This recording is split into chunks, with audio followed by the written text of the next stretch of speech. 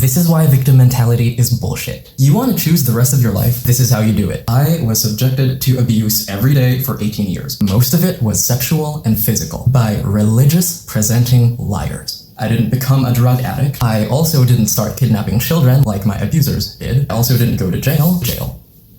Let's tell you how. My name is Danny, known as Realnotperfect. Welcome to my channel. I don't have a lot of time to film this video at all. That's kind of the same for all of my videos, so thanks for being here. First off, an abuser's abuse towards you, whoever that person is, it's not about you in the least, it's about them.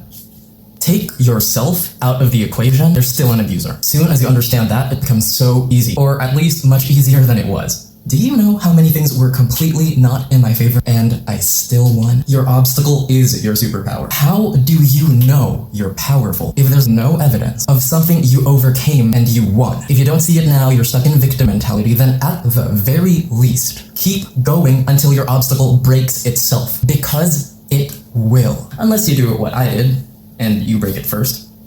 2, fuck your victim mentality. I'm gonna say that again. Fuck your victim mentality. I read a lot of books when I was younger. One of them spoke about how what you want and what you feel are completely separate, totally different things. In the context of any abuse and most situations, when you ask yourself mentally what you want, you are subconsciously asking yourself, what do you feel like getting? What do you feel like doing? I repeat, feel. When what you feel is tainted by an abuser, stop asking yourself what you are feeling, how you are feeling. You want to get out, you want to survive, you want to live, step the fuck out of victim mentality. Realize what you want will not come on its own. You have 2 choices in life. Blame everyone around you or do something. Do you need that stated? In other words, you whine and squeal like pigs do when they bitch blindly to their own behavior. You know who you are, or you become a responsible adult who doesn't need minions and targets. Eat that, mother chucker. 3, main point of the video. A person telling you you are insert number of words here. Sure, if repeated enough times, you can start to believe it, but until you act in accordance with those fabricated prescriptions, they have nothing on you. Nothing on you.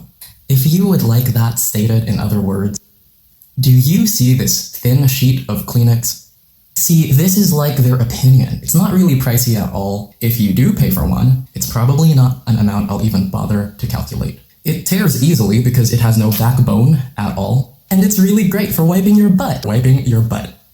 I'm lying. This torn sheet of Kleenex is worth more than their opinion. Please read the Overwoods and subscribe not to my channel, but to my Precly. My email is in the About section of my channel, so I can survive college. You can learn to speak more confidently. I can survive college. I'm not even gonna lie about that. Did you let your past define you? Did you let some lies define you? That is your choice. Point number 4, because I only have so much time to record these things. Whether you love someone or not, they will not stay with you forever. I can wake up tomorrow and anyone can leave me. Whether you despise something or someone, that thing cannot stay with you forever. Here is what I learned. In a severely sexually abusing and gaslighting household of abusive liars, criminals, they want you attached because they fear you leaving them. Because if the thing they abuse leaves, they have 0 power over anything. Abusers like having a scapegoat because that's all they will ever be. A victim who tries to blame everything else instead of accomplishing anything for themselves. Leave. Point number 5, and this appears in my book over and over again if you read it. Yes, they can hurt you, especially while you're young, they can hurt you. I know this. I am not saying don't have feelings, because you should have feelings. It means you know what they are doing is not acceptable. Once they even remotely attempt to tell you you are dramatic because they abused you, and your feelings cannot be valid, and you should just submit to their extremely broken, abusive way of thinking, and let them do what they are doing to you. When those feelings are a result of knowing that the way you are being treated is completely objectively wrong and unacceptable, and it's abuse from adults and you are a child, any young person watching my video, throw their words to the ground. Come here, call me a 300-pound obese person to my face. That's not gonna do none, because none of that is an objective fact. That quote-unquote, you are being dramatic gaslighting, direct quote by the way, is their fear, because you know who they truly are. Their fear of you knowing and having seen their behavior, because they already proved their behavior. They already proved who they are. They already showed you what they're made of. The excuse of there is too much drama